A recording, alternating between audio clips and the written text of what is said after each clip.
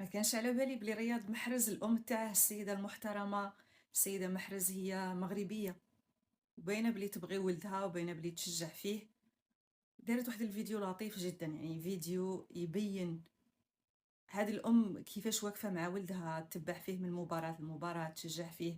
شوفوا هذه المقابلة القصيرة ليها في الرباط اليوم.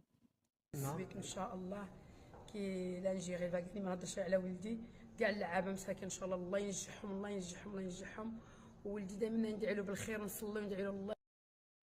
أنا نحييها بزاف على كيفاش واقفة مع ولدها، كيفاش ما مخلياتهش، رغم إنه هي ما محتاجاش إنه تسافر، كانت تقدر إنه تشوف المباريات من أي مكان في العالم من الدار، بصح لازم التواجد التاعها بالنسبة ليها هي وبالنسبة للرياض ضروري جدا، لأنه دافع معنوي كبير إنه هو يأدي بطريقة أفضل، لأنه ماشي برك الجماهير راهي تشوف فيه، ولكن الأم تاعه راهي تشوف فيه اللي باينة بلي فخورة به بزاف.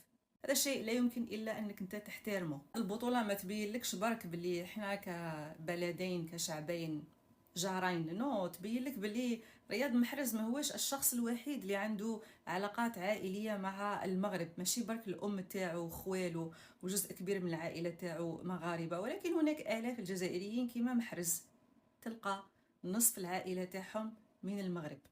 علاقات تاع نسب، علاقات ودية، علاقات رائعة، علاقات فيها أولاد فيها أطفال. النظام الجزائري عمره ما يستغل هذه النقطة الإيجابية الإنسانية الرائعة ليحسن العلاقات مع النظام المغربي، ولا أنه على الأقل يديها بعين الاعتبار، أنه رانا نساب، رانا خوت، رانا عائلات، كاين هذيك الإنسانية بيناتنا بغض النظر عن أي شيء آخر.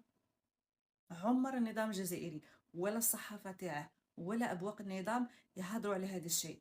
اسكو يقدروا مثلا يجيبوا المثال تاع رياض محرز اللي هو قائد الفريق الوطني الجزائري ولاعب دولي رائع وناجح، ويجيبوا هاد العلاقة الإنسانية بينه وبين المغاربة، كون أنه النصف جزء منه هو مغربي، ويقدموها كنموذج لنشر الود والمحبة. ما يديروهاش هادي كاع، ما يديروهاش، يحوسوا لك على أي حاجة باش يخلطوها بك راه كلب. هكذا يخدم النظام الجزائري. لذلك أنا ما حبيتش نفوت هذه الفرصة نهائيا، وقلت لازم نهضر عليها، كان لازم أشير إلى هذه النقطة ونخبر الناس ونقول لهم باللي العلاقات بين الجزائريين والمغاربة علاقات إنسانية بالدرجة الأولى.